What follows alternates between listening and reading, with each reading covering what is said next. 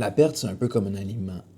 Quand tu perds quelque chose, ben indirectement, c'est comme si la vie t'alignait vers la chose que tu mérites réellement, vers la prochaine étape de ta vie.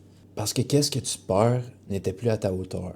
Puis qu'est-ce que tu veux recevoir, ben ça demande un espace intérieur plus mature, plus stable, plus solide. Puis ça revient à une question de perspective.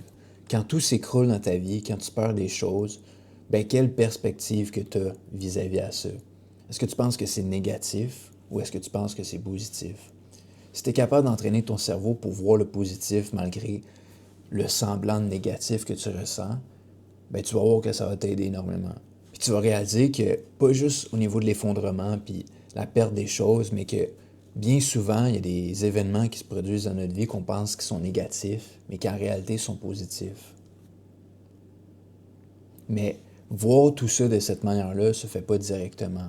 Tu dois entraîner ton cerveau pour voir le positif dans tout ce que tu vis, dans tout ce que tu fais, dans tout ce que tu penses. Parce qu'on dirait que notre cerveau, inconsciemment, de base, lui, il veut penser négativement, il veut voir le négatif. Je sais pas si c'est un moyen de nous protéger ou un instinct de survie ou peu importe, mais on dirait que de base, notre cerveau voit tout le temps le négatif. Il imagine tout le temps le pire.